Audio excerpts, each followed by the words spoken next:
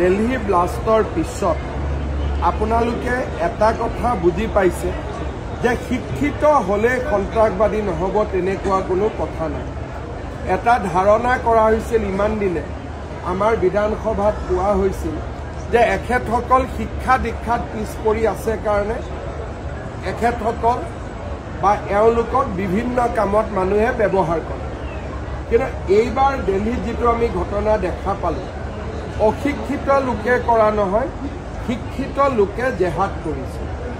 আৰু শিক্ষিত লোকে জেহাদ কৰাৰ পিছত তাক গৰিহণা দিয়াৰ পৰিৱৰ্তে অসমৰ এছাম লোকে ফেচবুকত স্মাইলি, থামছ আপ, ভাল হৈছে, বিভিন্ন ধৰণৰ মতামত দি আমাৰ ইয়াৰ পৰিৱেশটো বিভিন্ন ধৰণে অৱনতি কৰিবৰ বাবে চেষ্টা কৰিছে।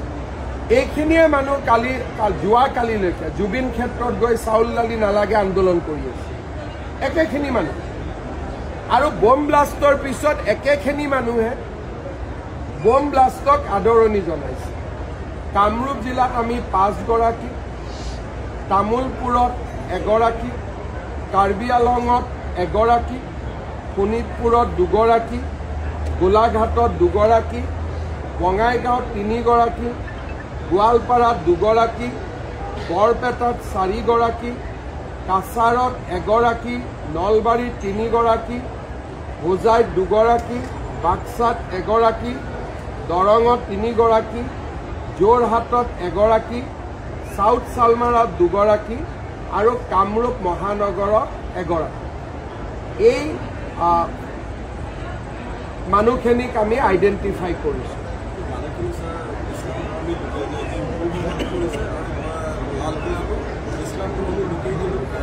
মই এইটোকে কৈছোঁ, তেওঁলোকে লালকিল্লাতো বম ব্লাষ্ট কৰিছে, পেহেলগামতো মানুহক মাৰিছে, আৰু জুবিন ক্ষেত্ৰতো তেওঁলোকে চাউল দালি নালাগে বুলি কৈ আছে।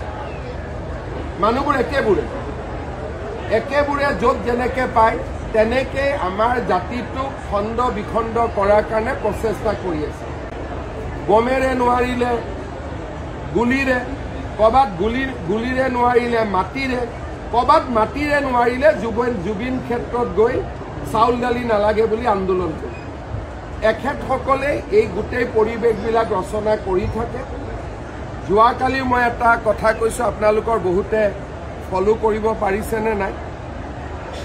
যেতিয়া জুবিন গাৰ্গৰ মৃত্যু হ'ল, দুৰ্গা পূজা আহিলে, দুৰ্গা পূজাৰ সন্মুখত প্ৰতিটো হিন্দু পৰিয়াল জুবিনৰ ফটো লগাই শ্ৰদ্ধাঞ্জলি দিছে। ৰাস আহিলে, ৰাসতো একে, লক্ষী পূজা আহিলে, লক্ষী পূজাতো একে। কিন্তু তেওঁলোকৰ ইস্তেমাবিলাক হৈ আছে, তাক তেওঁলোকে ধৰ্মসভা বুলি কয়। এখনো ইস্তেমা ধৰ্মসভাততো আমি জুবিন গাৰ্গৰ ফটো দেখা নাই। তাৰমানে অসমীয়া মানুহে এটা কথা বুজি পাব লাগিব যে সন্দেহযুক্ত মানুহে জুবিনক জীয়াই নাৰাখে, জুবিনক অসমীয়াইহে জীয়াই ৰাখিব লাগিব। চাউল দালি নালাগে বুলি কোৱা মানুহে জুবিনক জীয়াই নাৰাখে। আৰু এই যিসকলে ছ'চিয়েল মিডিয়াত বম ব্লাষ্টক আদৰণি জনাইছে, তেওঁলোকক চৰকাৰে গ্ৰেপ্তাৰ কৰিব, তেওঁলোকৰ লিংকবিলাক চাব। কাৰোবাৰ যদি লিংক বাংলাদেশৰ লগত পাওঁ বা অসমৰ বাহিৰৰ কোনোবা এনেকুৱা ধৰণৰ ব্যক্তিৰ লগত পাওঁ, তেতিয়াহ'লেতো আমি আৰু টাফ একশ্যন ল'ম। এতিয়া বহুতে ভয়তে ডিলিট কৰি আছে, কিন্তু ডিলিট কৰিলেও স্ক্ৰীনশ্বটবিলাক আমাৰ লগত আছে। আৰু আমি এইটো ক্ষেত্ৰত যথেষ্ট কঠোৰ ব্যৱস্থা আমি হাতত ল'ম। অসমত আমি বহুত ডিফিকাল্ট চিটুৱেশ্যনত আছোঁ। আমাৰ মাজত সোমাই যাব পাৰে আৰু যিকোনো কাম কৰিব পাৰে, কাৰণ ইয়াতে তেওঁলোকৰ পাৰ্চেণ্টেজ বহুত বেছি।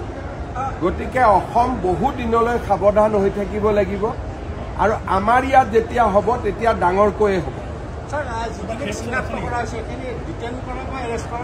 এৰেষ্ট কৰিবৰ কাৰণে মই ইনষ্ট্ৰাকশ্যন দিছোঁ যে যাক যাক এনেকুৱা ধৰণে সন্ত্ৰাসবাদীক সমৰ্থন কৰিছে তেওঁলোকক মই গ্ৰেপ্তাৰ কৰিবৰ কাৰণে নিৰ্দেশ দিছোঁ। তাৰ মাজত যদি কোনোবা নাবালক আছে বা কোনোবাই নাজানি কৰিছিলে তেনেকুৱাও থাকে মানুহ বা কোনোবাই কাৰোবাৰ মোবাইলটো লৈ বেলেগ এজনে নিজৰ মোবাইলৰ পৰা কৰোৱাই দিয়ে গতিকে ধৰক মোৰ মোবাইল আছে মোৰ মোবাইলটো লৈ কোনোবাই কৰি দিলে গতিকে আমি কোনোবাজনক ধৰিব লাগিব সেইকাৰণে আমি নিৰ্দোষীক নধৰো দোষীক আমি ধৰিমো শাস্তি